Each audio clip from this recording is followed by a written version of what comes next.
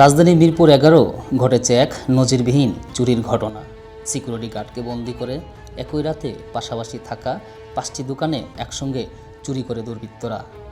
মিরপুর 11-র স্বপ্নের অপোজিট মার্কেটে, যেখানে গত রাতে অন্ধকারে ঘটে গেছে এক অত্যন্ত পরিকল্পিত ও দুঃসাহসিক চুরি। গত রাত্রে 3টা 21 কি 22-এর দিকে যারা আসছিল তারা সামনের আমাদের 7টা তালা কেটেছে, আর এই যে গ্লাসের যে লকটা এটা কিছু একটা দিয়ে ভেঙেছে, যেটা দেখলে বোঝা যায় না যে এটাতে কোনো সমস্যা হয়েছে, বাট ওনারা ভেঙেছে। চোরেরা প্রথমে মার্কেটের সিকিউরিটি গার্ডকে বেঁধে অচল করে দেয়। এরপর ধারাবাহিকভাবে একে একে 5টি দোকানের তালা কাটার মেশিন দিয়ে ভেঙে মালামাল লুট করে নিয়ে যায়।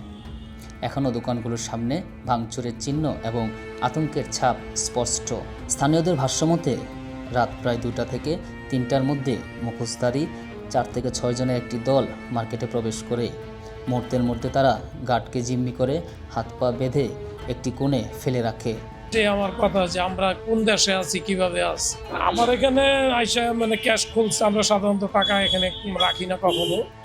তো হয়তো যদিও রাখা হয় 100-200 টাকা ক্যাশের একটা সৌন্দর্যের জন্য আর কি রাখা। কাগজপত্র এলোমেলো করছে, একটা খুলছে, তালা আমার 4টা তালা ক্ষতি হওয়ার মধ্যে 4টা তালা ক্ষতি হয়েছে। এরপর অন্তত 5টি দোকানে চলে তাদের তাণ্ডব।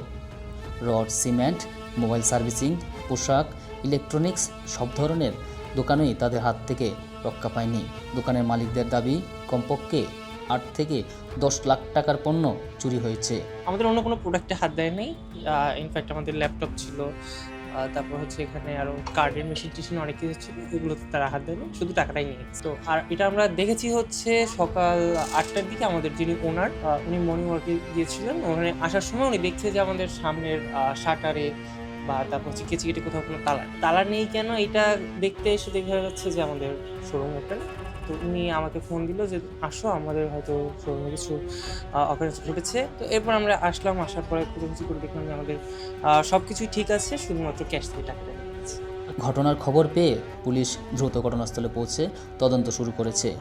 আশেপাশে সিসিটিভি ফুটেজ সংগ্রহ করা হলেও বেশিরভাগ ক্যামেরার দীর্ঘদিন ধরে অকার্যকর থাকায় চোরদের শনাক্ত করতে কঠিন হয়ে পড়েছে। স্থানীয় ব্যবসায়ী ও বাসিন্দারা বলছেন, রাতের টহল কম থাকা, নিরাপত্তা দুর্বল থাকা ও সিসিটিভি নষ্ট থাকা, এই 3টি কারণে এমন বড় ঘটনা ঘটেছে। এই সময়টা প্রশাসনের একটা ভূমিকা থাকার উচিত ছিল।